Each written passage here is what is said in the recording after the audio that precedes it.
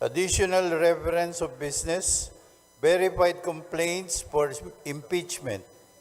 Impeachment complaint against Vice President Sara Z. Duterte filed by at least one-third of all the members of the House of Representatives on February 5, 2025. Impeachment complaint filed against Vice President Sara Z. Duterte filed by Teresita Quintos Deles, Father Flaviano, SBD Gary Alejano et al., and endorsed by Representative Percival B. Sendanya of the Akbayan Party List on December 2, 2024. Impeachment complaint filed against Vice President Sara Z. Duterte, filed by Teodoro Casino, Lisa Masa, Nery Colomares, et al., and endorsed by Representatives Franz de Castro of the ACT Teacher Party List, Representative Arlene D. Brosas of the Gabriela Party List, and Representative Raul Daniel A. Manuel of the Kabataan Party List on December 4, 2024. Impeachment complaint filed against Vice President Sara Z. Duterte, filed by Reverend Father Antonio Labiao Jr., Reverend Father Rico P. Ponce, Reverend Father Dionisio B. Ramos et al., and endorsed by Representative Gabriel H. Bordado Jr. of the 3rd District of Camarines Sur, and Representative Lex Anthony Chris A. Colada of the AMBIS OWA Party List on December 19, 2024. Mr. Majority Leader. Mr. Speaker, today, as provided for in our additional reference of business, a verified impeachment complaint against Vice President Sara Zimmerman Duterte has been filed by at least one-third of all the members of the House of Representatives on February 5, 2025. Mr. Speaker, for the record, may we inquire from the Secretary General the total membership of the House as of today, February 5, 2025. The Secretary General will please respond. Mr. Speaker, as of the present, the total number of members of the House of Representatives is 306. The Majority Leader is recognized. Mr. Speaker, may we inquire from the Secretary General how many members of the House verified and swore before him the impeachment complaint? Secretary General, please respond to the query of the Majority Leader.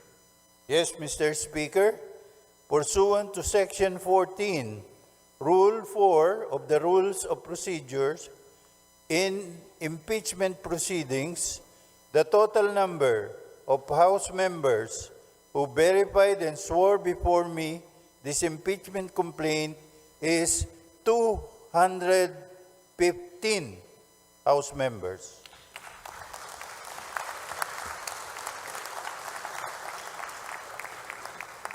The Majority Leader is recognized. Mr. Speaker, may we know what is one-third of the total number of the members of the House? The Secretary General will please respond. Mr. Speaker, one-third of the total number of members of the House is 102. The Secretary General has responded to the query of the Majority Leader. The Majority Leader is recognized. Mr. Speaker, for the record, in consonance with the Constitution on Article 11 on accountability of public officers, particularly Section 3, Paragraph 4, and pursuant to Section 14, Rule 4 of the Rules of Procedure in impeachment proceedings, which provides as follows. Section 14, endorsement of the complaint resolution to the Senate. a verified complaint resolution of impeachment filed by at least one-third of all the members of the House shall constitute the articles of impeachment.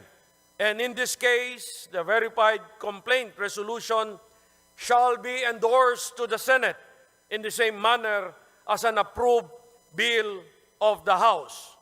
Considering that the Secretary General has certified that at least 215 members of the House of Representatives have verified and swore before him the said impeachment complaint against Vice President Sara Zimmerman Duterte, and consistent with our rules, I move that the Secretary General be directed immediately to endorse the same to the Senate.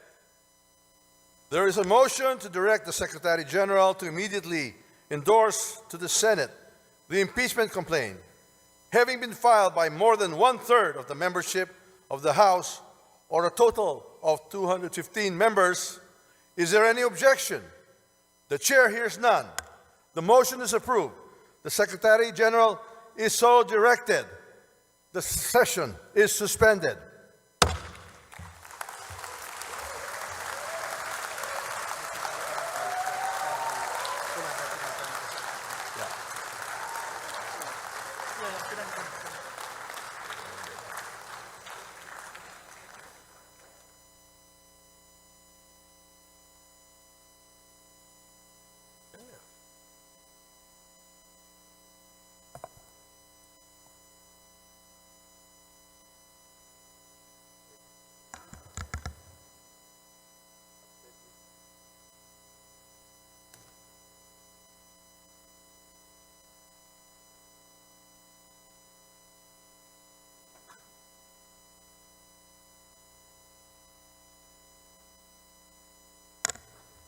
The session is resumed. The majority leader is recognized.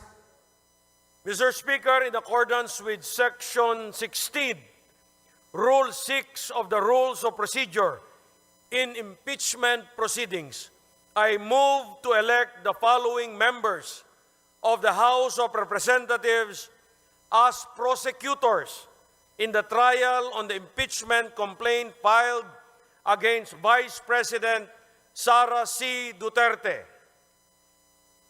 Representative Jervil Jinky Beatrix Luistro. Representative Romeo M. Acop. Representative Ramon Rodrigo Gutierrez. Representative Joel R. Chua. Representative Raul Angelo Gil Bongalon. Representative Loreto B. Acharon. Representative Marcelino C. Libanan. Representative Arnan C. Panaligan. Representative Isabel Maria Zamora. Representative Lawrence R. Defensor. And Representative Jonathan Keith T. Flores. I so move, Mr. Speaker. There is a motion to elect the aforementioned members as prosecutors in the trial of the impeachment complaint against Vice President Sara Z. Duterte. Is there any objection? The chair hears none. The motion is approved.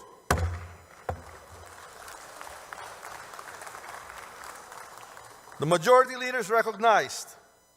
Mr. Speaker, in the additional reference of business earlier read by the Secretary General, there are 3 other impeachment complaints filed against Vice President Sara C. Duterte.